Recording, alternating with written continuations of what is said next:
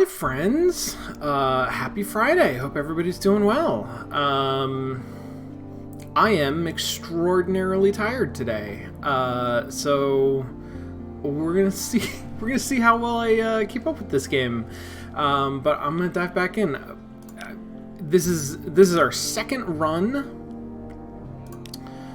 of Sunless Sea. Our second captain, Captain Hethel. I can't remember how I said it. And it is going remarkably better than our first run, which is perhaps not surprising. Why is there so much cat hair in my tea? Okay. So, we just finished a cruise. Oh, revenue men. Okay, I gotta do this. Yes, this will be perfect. Okay, revenue men are here. This is fine. They can do whatever they want. And my suspicion is... Don't I have some suspicion? No, I just have menace. But this is 0, right? Yeah, so that's fine. This is all fine. Go ahead. It's next time that is maybe not going to be great. Okay, suspicion is a menace, but mine is not too high, I guess. The lights of London welcome you home. As soon as the gangplank touches the quayside, the terrors of the deep Z lighten. Walk taller, smile more readily. I had 54 terror. And what happened? Terror is always reduced to 50. I see. If your terror was high, you may suffer nightmares later. So I now have a nightmare menace, and but my terror is 50. Okay, so that's good to know. I didn't know that. Let's collect some messages. Blind Bruiser. I have a free evening. Okay. I'm gonna take this commission, right? Yeah. If you would be so kind to deliver this little gift to our friends at Mount Palmerston. Okay, cool. Great. I have not yet been to Mount Palmerston, so that's probably a good thing to do.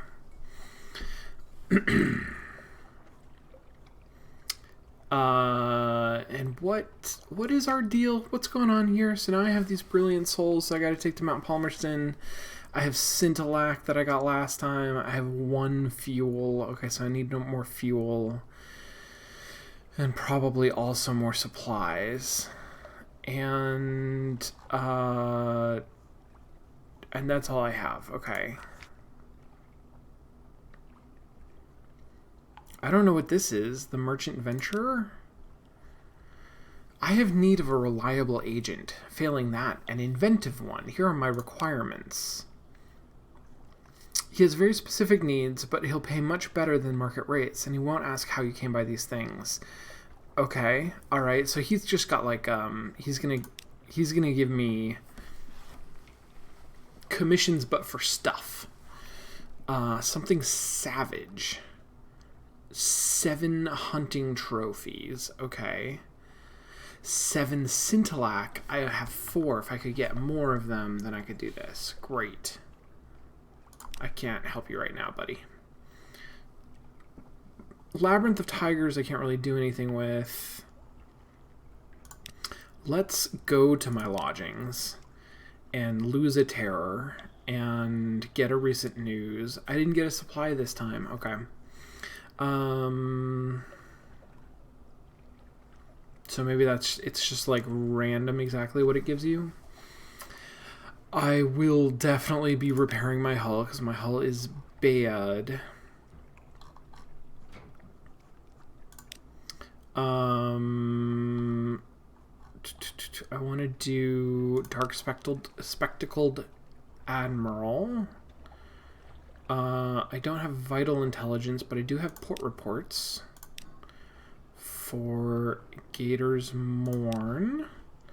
I got 30 echoes for that. Great. And a favor. And a fuel. Good. Hunter's Keep. 5 echoes. Oh, that's right. Hunter's Keep. That's not far away. Okay. Abbey Rock. 20 echoes. And a fuel. The Cumaean Canal. 5 echoes. Pigmoat Isle. This is the first time I think I've gotten back to London from Pigmoat Isle. Are you quite certain this is the report you wish to make? So be it. 10 echoes, a favor, and a fuel. The Salt Lions. Great, 20 echoes.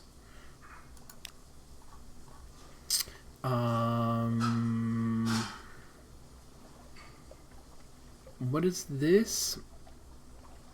A port report for Quaker's Haven. I don't remember Quaker's Haven. Where's Quaker's Haven? 5 echoes and a fuel. Okay, and then Shepherd Isles. This is Vales. I have 18%. I'm going to go ahead and just do this. Because I get a fuel for that, and I get a favor for that, and I get 10 echoes. That seems good. I feel good about having done that. Okay, sweet. I only have 5 crew, which is low. Didn't I have 7? I wonder where I lost the other 2.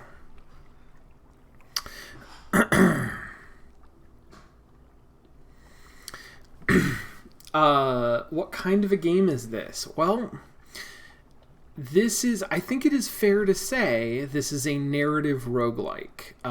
It is a run-based game where we have a ship right here, you can see, and we are in the city of Fallen London, which is a, how do they describe it? Victorian Gothic horror. Crew can get tossed overboard when you're damaged with low hull integrity. That sounds like what happened. No, dock again. I want to say docked.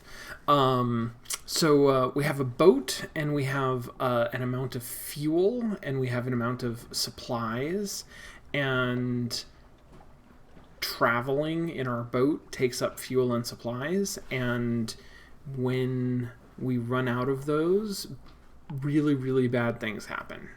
And we're mostly going around collecting stories and information from different places and then trading things a little bit and trying not to die, which is going remarkably well so far this time.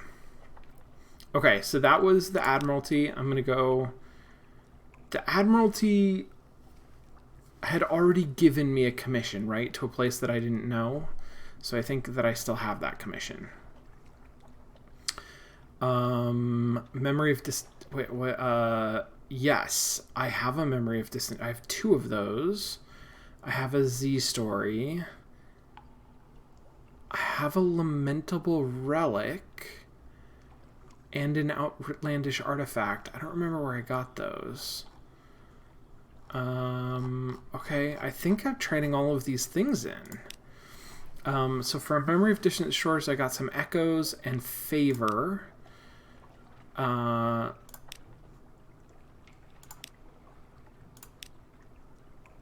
gained 10 echoes and more favor. I think I might as well. I don't know really what else I would do with those. Let me just look in my hold. Not in my hold, in my journal? Where are these things? Like, no, that's terror. I really do hate this interface, I gotta say. I really am not a fan of using this to track stats. Here it is. It is in my hold. No suggestion. If you've made an ironclad will, you can convert a collection of these to an heirloom for your successor. So I could keep the outlandish artifact. Last time I didn't starve to death. Something ate my boat.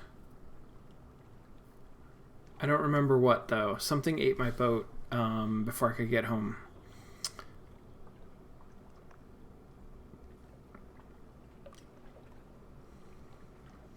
Okay, well, I can at least sell this lamentable relic. And then, where the hell is my story? 5 echoes. Favors increased to 3. Can I do anything with my favors?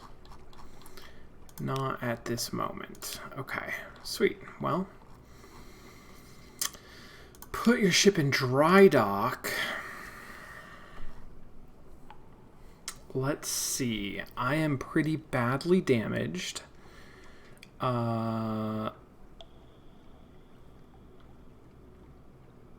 I can spend 75 echoes on that.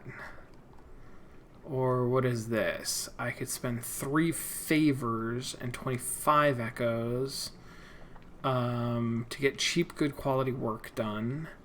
Or this is 100 echoes. So this is not saving me a lot of money, right? 75 versus 100?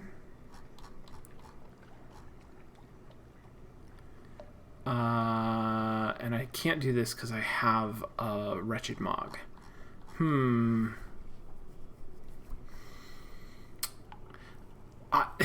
Lamongo asks a perfectly innocent question. Hard to learn. Yes, I would say this is hard to learn. For 2 reasons. One is, it is rather genre defying. It is unlike most other games. The fact that it is run based and has kind of a semi-roguelite sort of a structure to it, I think helps. I think that a lot of gamers are familiar with a run-based game and what that looks like. But the actual mechanics of it are very different and rather esoteric. It is a lot of text. And the text is very good. But it's a different way of presenting a game. Like, there's not a lot of graphics compared to how much text there is in just how it tells a story. And then the other thing is, it is designed around a sort of structure that is unusual, and its presentation of that structure doesn't do a great job of teaching all of the unusual characteristics of it, is what I would say. The interface is unintuitive, and unintuitive because it's so different from like other games and other interfaces, but also because it doesn't do an especially good job of presenting or explaining itself. So it's not like it's hiding information that you need in a way that, I mean, it does do that sometimes, but intentionally. But it does a lot of, like, you know, you hover over some of these. This isn't a great example exactly, but there's a lot of stuff where, like, for example, I'm trying to find, you know, what are these, what are the things that I have, or what are my stats? Like, if I want to get a sense of what my stats are, I have to go into this interface and sort of find the card that corresponds to the thing that I'm looking for, and they're not well organized, and they're not obvious from from the pictures, and then I hover over it, and it gives me a little bit more information, but not a lot of information. Some of that is by design, certainly. Some of it is sort of about, like, it's Victorian Gothic horror. This is a mysterious game with a mysterious interface. But it is also sometimes that mysteriousness does not benefit it. I really do think. Okay, so here's my question though. Is there any value? Is it worth me at all thinking about buying a ship?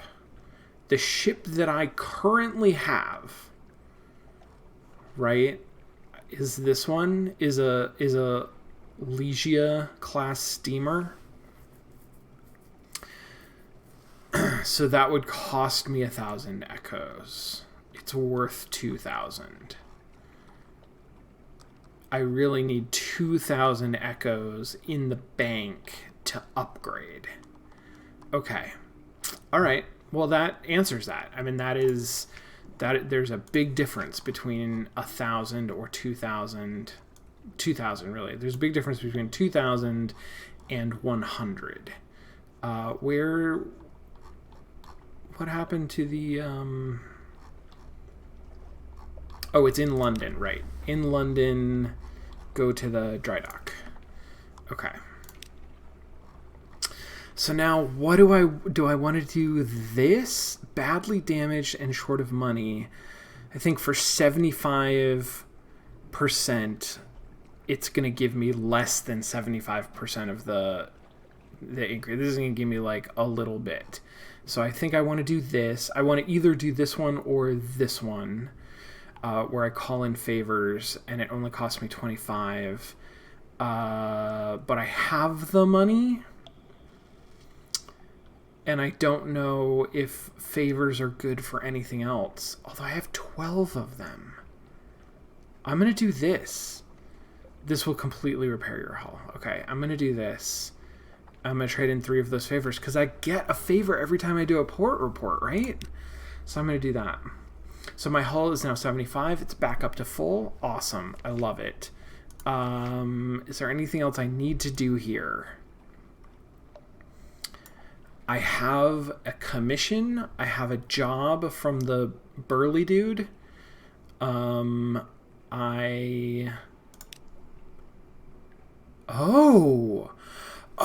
I forgot to check this. Veteran Privy Counselor seeking an outlandish artifact, and I have one of those. I guess let's see what the Roser's Wharf does. I'm going to do it. So I lost my outlandish artifact. I gained 150 echo. That's awesome. And the Rose Market is concluded. Okay, that's pretty awesome. One other thing I can do is I can go to my lodgings and for 10 echoes, I can rest. Let's see what that does. I lose 1 terror. Okay, well, okay, that's I don't know that that's an effective way to lose terror then, but all right, great. Oh, should I hire on more crew? For 30 and a straightforward, and okay, for 30 and a good chance of success. Or what is this? New recruit. What is this? On later visits, different officers will sometimes be available. If there's more than one choice, you can choose 1 per visit. Oh, indeed. Okay, so I have a surgeon. This is a doctor. This is also going to be a doctor, right? But it was suggested that that's not the important bit. The important bit is just having them. So I like Haunted Doctor. I think that's good. Yes, I think you're right, Dusky. I think carousing is also good.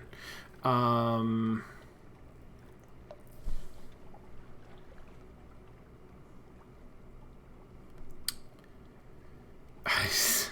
it's there's discussion in chat suggesting that one should be taking very good notes in order to play this game effectively, and I agree and refuse to do that. I have very bad notes, and that is the way that I'm going to play this, and I'm not changing now. So I'm going to go with Haunted Doctor. I like Haunted Doctor. And carousing is in London. I can maybe carouse. This means I think I don't have a romance, and I have a free evening, and I have 10 echoes. That's fine. And this is 80%. Sure, let's try it. I was fortunate. I lost 5 terror. That's pretty good. And 30 echoes, and now I have recent news. I think I already had recent news, but okay. And now I could do this again, but this time I don't have... Oh, no, I can't do it again because I don't have a free evening. Great, okay. And then let's hire some crew. I lost a terror doing that, and I gained 3 crew. I'm at 8. I'm happy with 8. I'm going to stay at 8. Let's okay, last thing. Provisions. So I have 8 fuel and 9 supplies. I am gonna buy, but my cargo hold.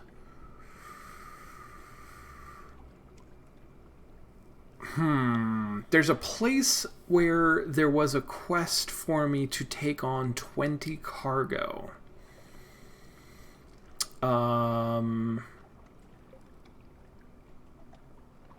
Hold on, we're gonna do...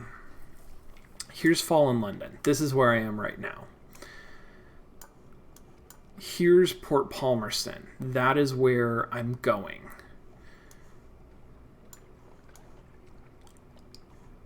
Where was the quest to take on 20-somethings? I think it might have been Gator's Morn, or it was somewhere down here. The point is, I don't think I'm going to do that. I think it's much more likely that I am going to go up the coast to Wither and then across to Palmerston and then down, and then maybe down and over to Demo and back, and maybe Demo, Shepherd, something like that. That's a long trip, it seems like, but any trip is going to be a long trip that includes Palmerston. So I think this is going to be, it was the Salt Lines. Thank you, Dusky. Oh, that's right, because they're carving stuff off of the Salt Lines. I mean, let's just look. Would it be worth doing that instead? Because that would be a much shorter trip. And I could go... I don't know. I could hit some stuff up here. And then I could basically do again what I did last time. No, I'd rather go up. Because there's something up north. Maybe it's way out the fuck over here. There's a lot of stuff over there. All right. So what I'm convincing myself of is that I'm going to buy some stuff. I'm going to buy some fuel. And I'm going to buy some supplies for 20.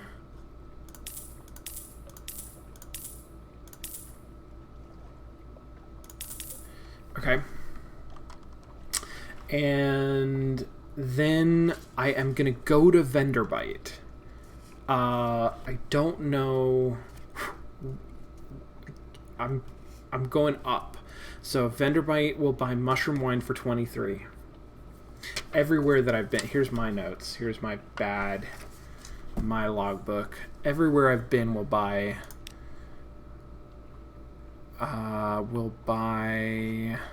mushroom wine for 23, which is a profit of 2. And I can buy how much? Because it's going to go into my cargo, right? So I can't buy 10, I can only buy 9. 2, 3, 4, 5, 6, 7, 8, 9. Alright. Let's off.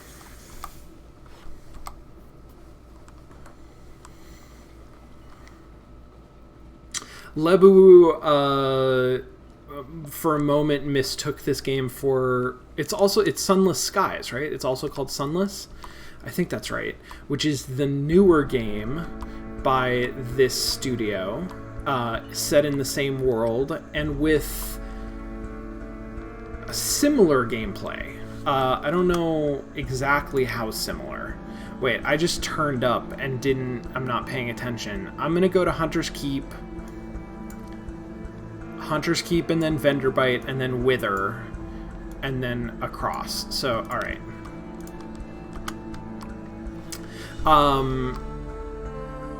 It's a similar art style, it's a similar interface. I think it is a similar gameplay loop.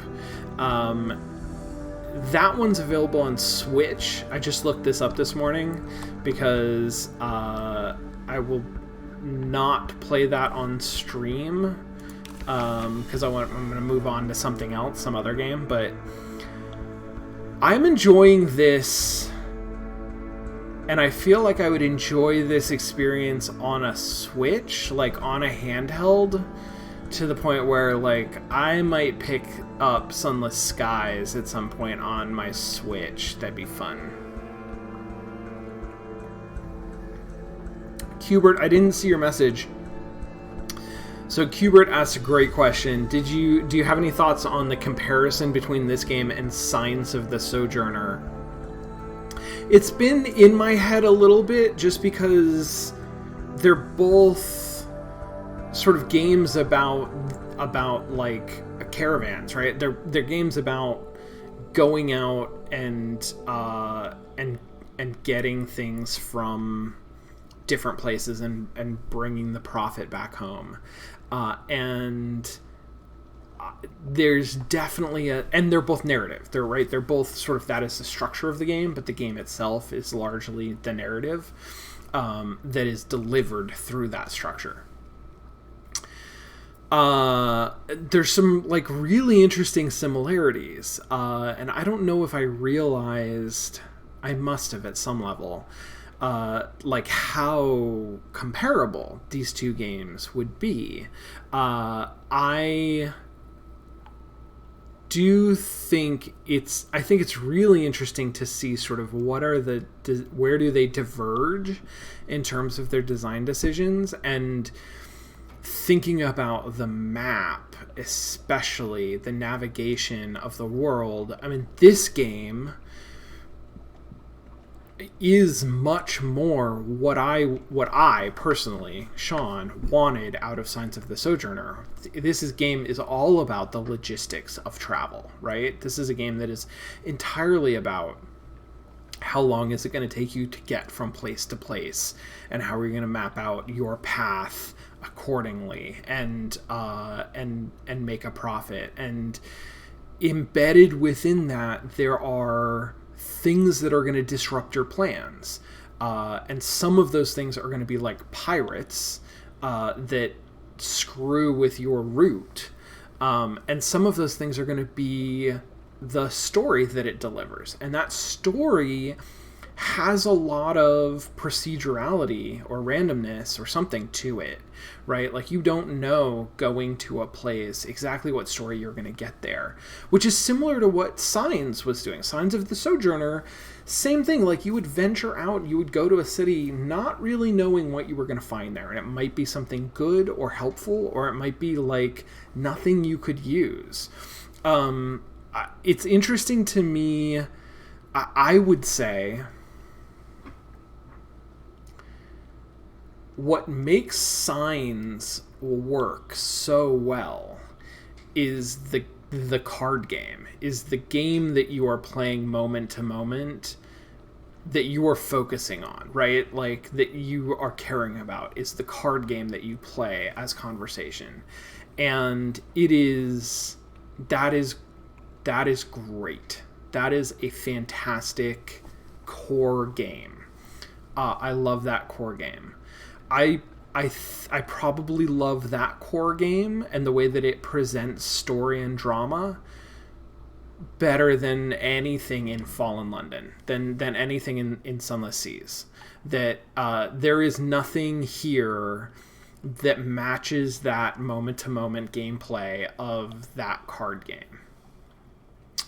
But the structure, but Fallen London, the Sunless Seas, is still embedding these cool narrative beats, the story content inside of the larger structure. And I find the structure of this game way more interesting and way more sort of like, I enjoy thinking about who I am and the voyage that I'm taking.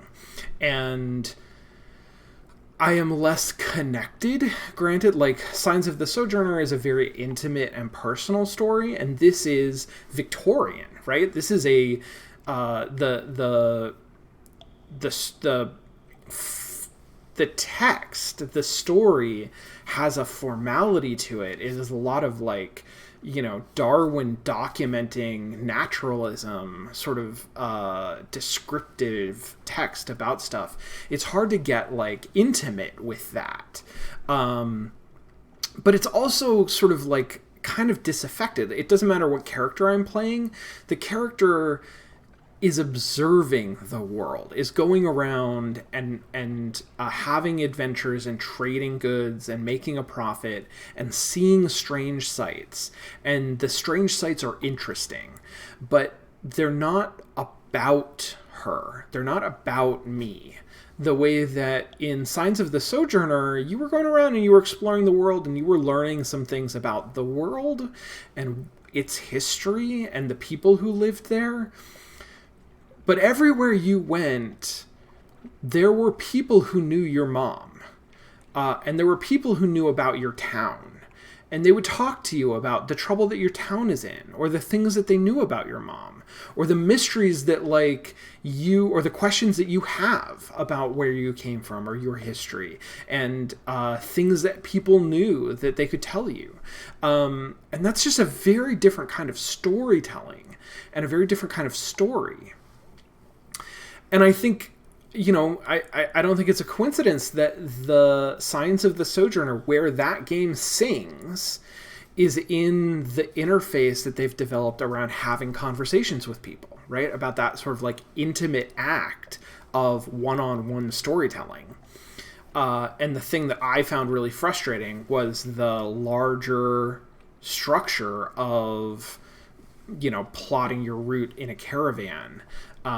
Because that's not what the game really cared about. Whereas this game, I don't think it's a coincidence that it has an interface that keeps everything at like 2 or 3 levels of remove that feels quite distant, where you feel like you are reading through somebody's journal or like a logbook from an Oblivion game, whatever, or something like that. Like it feels, everything about the presentation of the game is less intimate, but the tension that I feel around, did I buy it the right amount of fuel?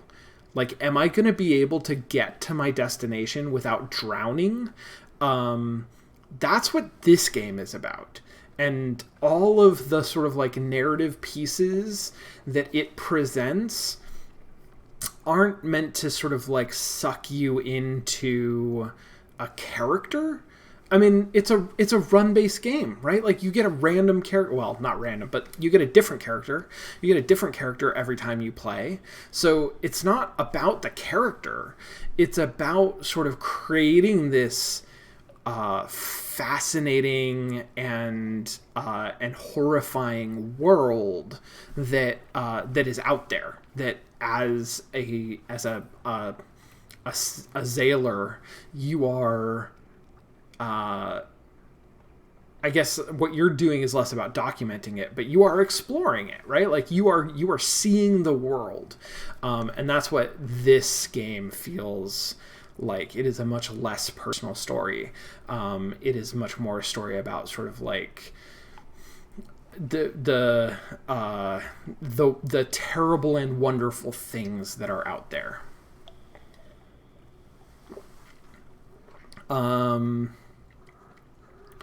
Just looking at, there's interesting discussion in the chat. So Qbert says Signs had much more structure in its narrative through line and game loop, whereas Sunless Sea gives the player more freedom in how it lets the player engage with the game.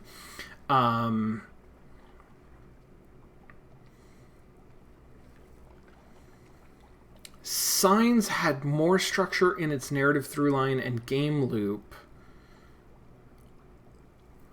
It had yes. Well, it had a game loop that was focused down smaller, right? Like the thing that you're paying attention to in Signs is much more sort of what is happening in this moment. And what are the choices that I'm going to make that are going to affect my deck for this conversation and the next conversation. Whereas Sunless Seas, like, no matter how far I go or like what is happening at the port where I am, what I'm thinking about is how many supplies do I have and how much is it going to take to get back to London, right? Like I'm thinking about that whole cruise, that whole like loop. And I'm going to do it. I mean, well, I don't know. Last time I did it 3 times or something like that. I've only done it twice, I think, in this game. So I don't know how many times I'm actually going to do it. But I'm imagining it as I'm gonna do it infinitely. I'm gonna get to a place where I'm self-sustaining and every cruise pays for itself plus some, and that's how I'm gonna like progress in this game. Is I'm just gonna do really well, and I'm gonna keep cruising forever. And this captain is never gonna die.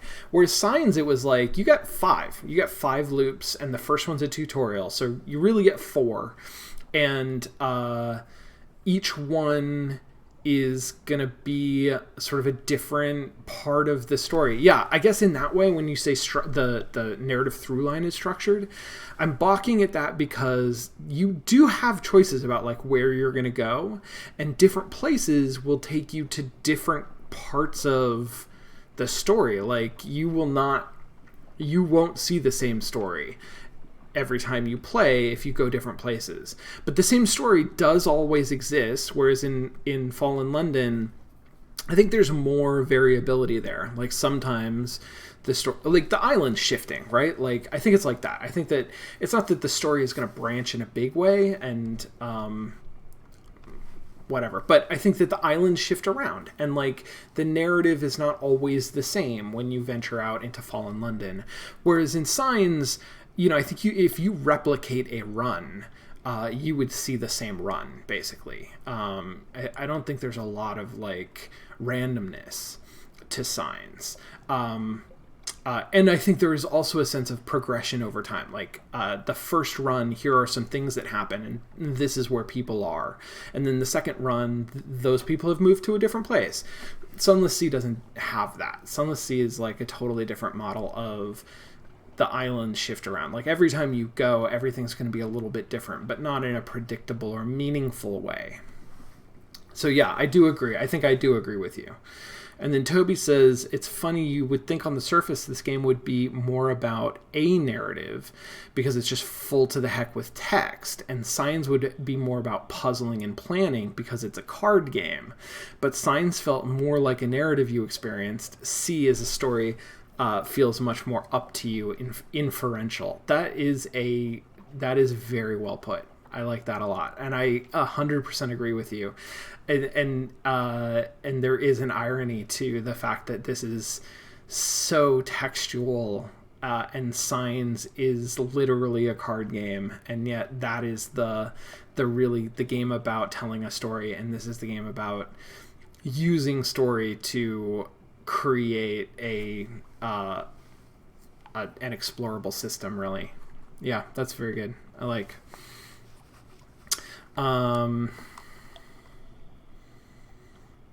Dusky says, as the captain, you don't belong in the world. You're just visiting the islands briefly, and most islanders look at you funny. Yes, right. I see what you're saying. Yeah, you're from London, and you're just sort of bombing in on your boat and sort of taking in the stories, the local stories. You're gathering port reports, right? But you're not, like, living them. You're not living there. I think that's totally true. Sweet, sweet, sweet. Okay, so I can spend my news. Here's a thing. Okay, I'm going to do this. I am going to do this. I'm going to spend my news to get luncheon. I need to write this down, don't I? All right, Hunter's Keep.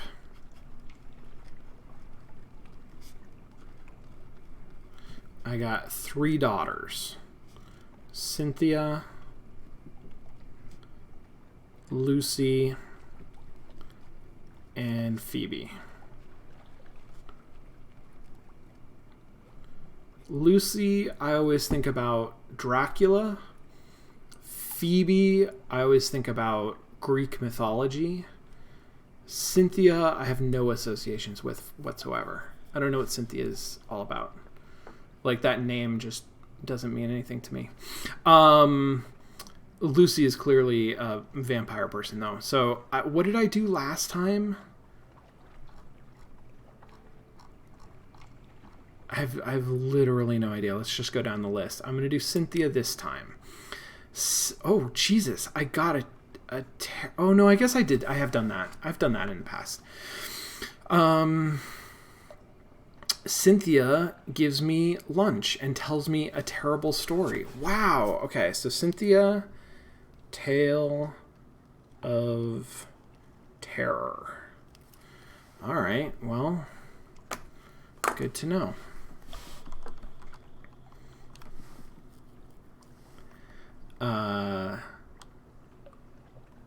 Toby, Toby says, the more I think about it, the more it feels to me like the closest analog to Sunless Sea in other games is tabletop role-playing games. A system waiting for you to make your own adventures inside of it. That's super interesting, and not off base, I think. I'm trying to remember if I know anything about Fail Better, and I don't think that I know a lot.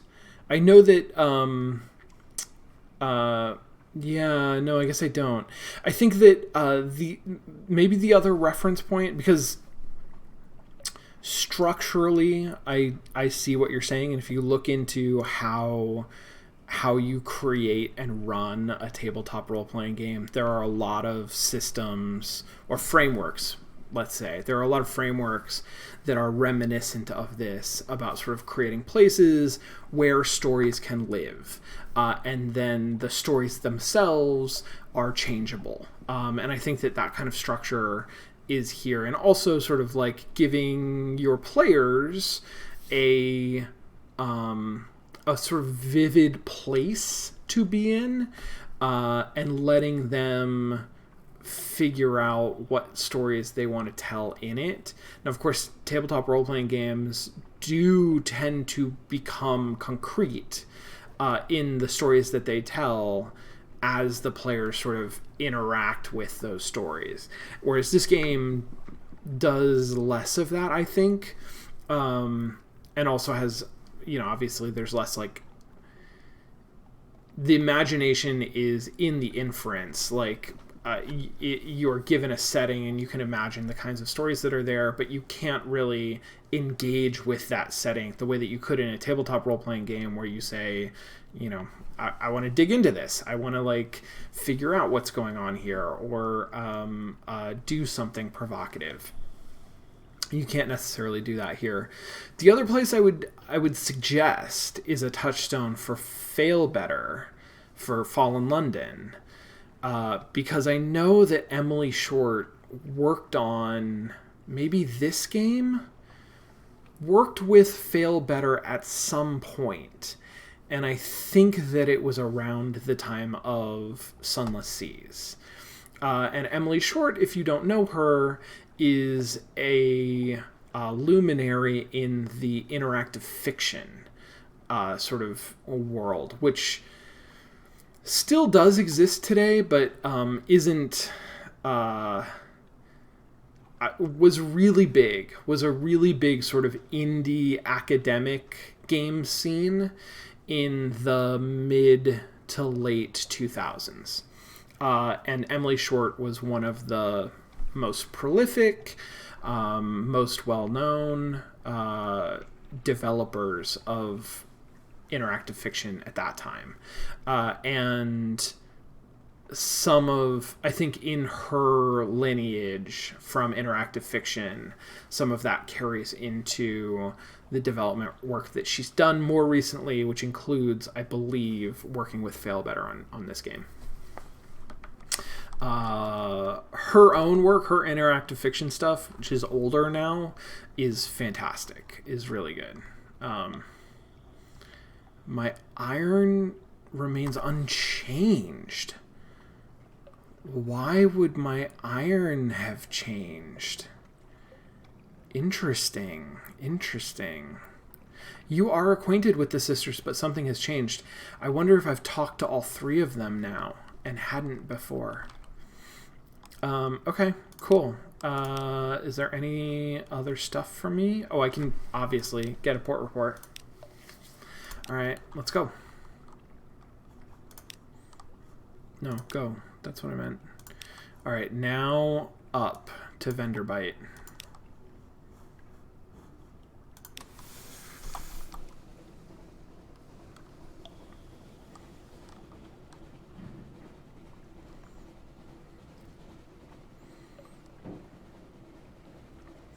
I'm feeling good because my hull is at 100%, and that's kind of wild.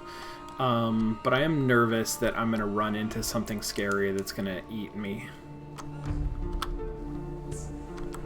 That is my great fear.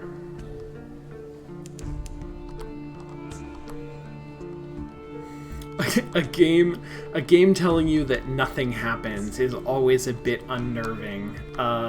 Yes. Yes, Cthulhu, I agree. That is true.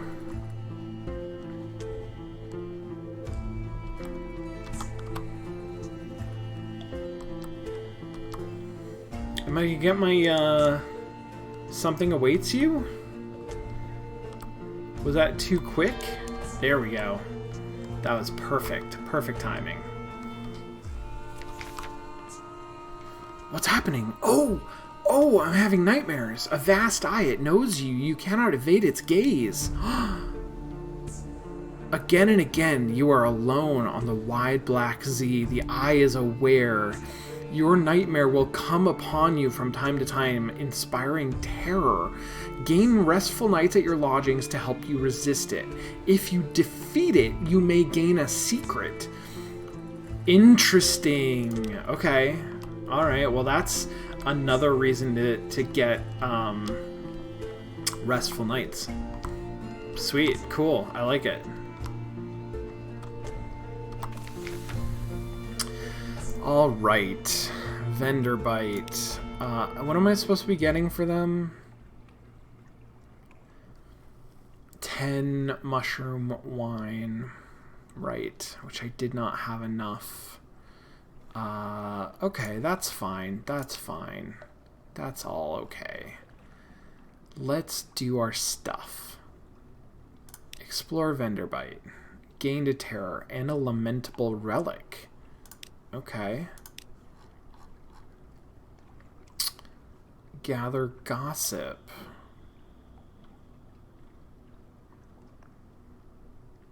I can gather gossip when I have... Oh, this is port report.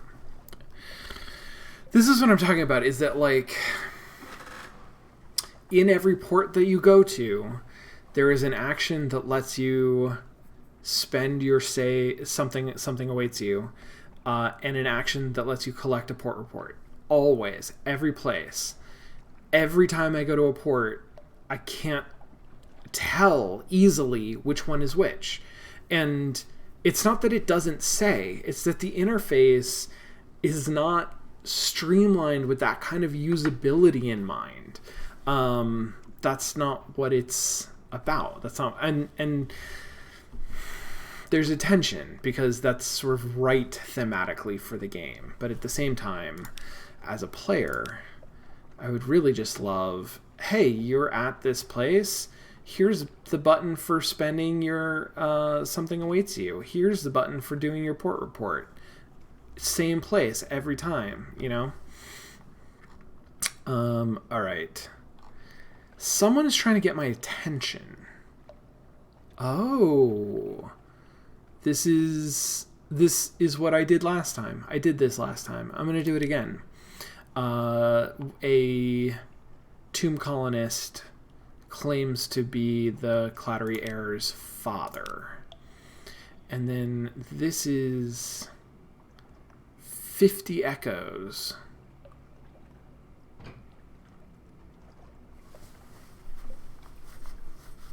No, I don't. I think this is going to reduce my terror, but I don't know by how much.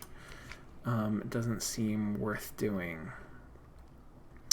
I'm going to sell all of my mushroom wine. And then what else is here? I can sell a vision of the surface for 15. Then the Vengeance of Jonah, it didn't seem like...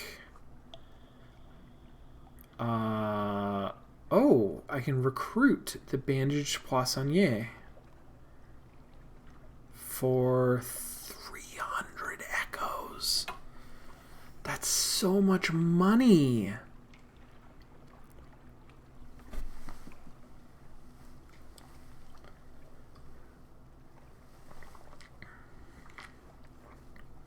That's so much money. Okay. I'm not playing this game forever. So I'm going to be bold. I'm going to do things. Whew. That feels like a lot of money though. All right. Well, let's at least how do I officers cooks. Let's talk to the haunted doctor. I can spend supplies on this stuff or increase my hearts. Okay. Chat about science?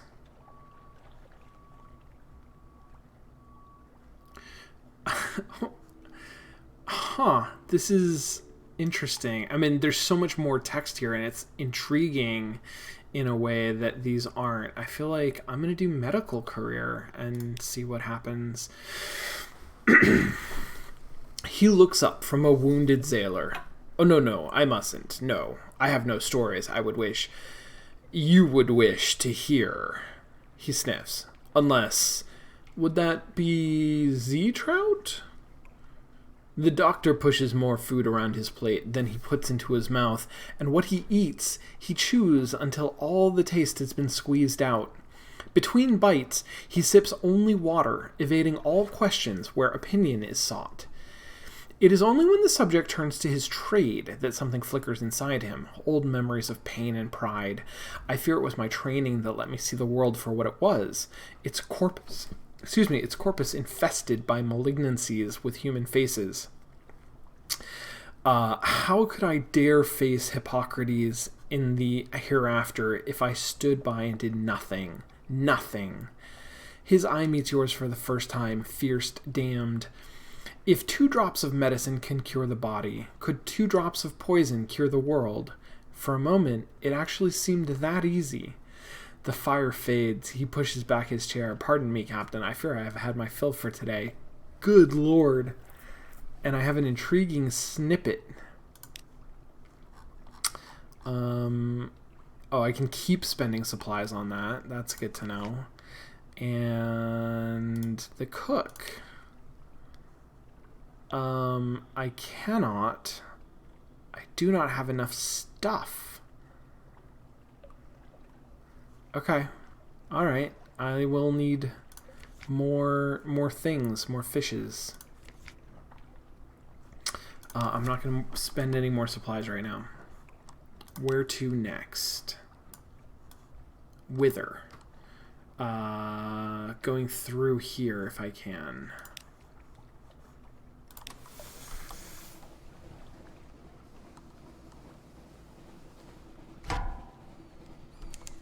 Oh, hell yeah, bats.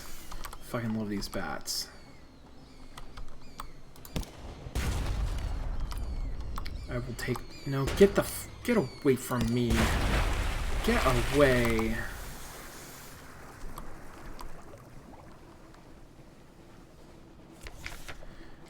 I will take... I will take supplies in terror, I think. It's hard for me to say that I'm unwilling to take that terror. I guess nightmares haven't really hurt me yet. And maybe they will. All clear. Am I... Alright, so go due north with my lights on. Clear this black off my map. To cook bandage... Oh, that thing! Fuck.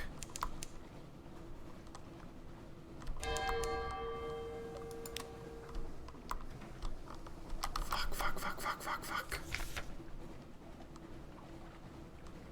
What? What? The sea is bright as milk. False stars above are black on a pitchy bed. Something is watching you. Its gaze enfolds your boat. You are transparent as glass. Flee the nightmare. This will reduce the nightmare's strength. If it reaches 0, the nightmare will fade entirely. If you have any restful nights, they'll reduce the difficulty. I can just do that. Or I could go deeper.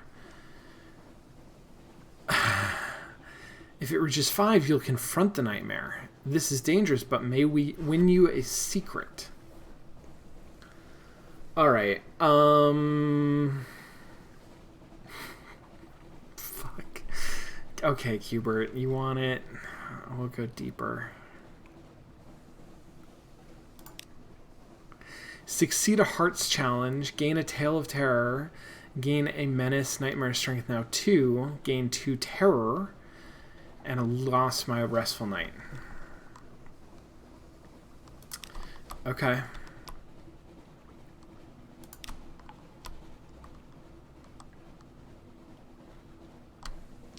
That fucking lifeberg scares the hell out of me.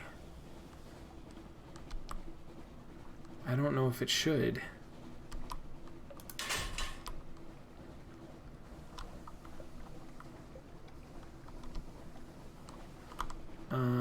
Alright. Let's go to Wither. We can go to Wither, we can go to Codex. I forgot about Codex. Great. Good.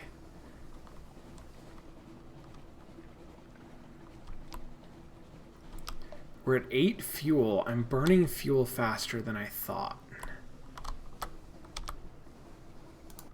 Did I only have 10? Maybe I only had 10. In which case, I guess I'm doing okay. This is my something awaits you. This is my port report. Let's do that. Let's do something awaits you. Oh, that's right. Riddles. I'm going to do my pages riddle. Oh, no, they're all... I'm just going to do the one that I think I can do. I failed. I failed again.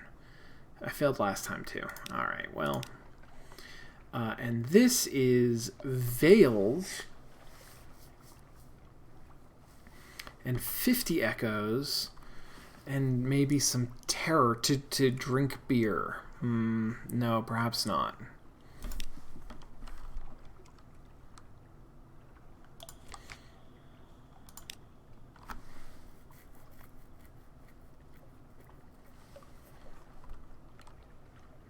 I can buy supplies for Tales of Terror.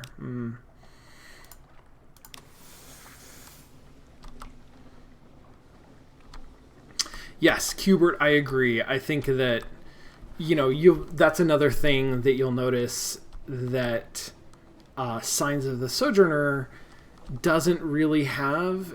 I guess it does kind of have random encounters, but they're all positive. They're all like you can get a thing. You can get an upgrade or something. There's no monsters in that, whereas that is, I think, really quite vital to how this game works. Lifebird, don't even try it. Jesus. I don't have a Searing Enigma, but I will get a port report. And that's... I can buy fuel and supplies. Should I buy fuel? No. No. What's happening? Get out of here. Go away. Jesus. You're just gonna hang out? Seriously?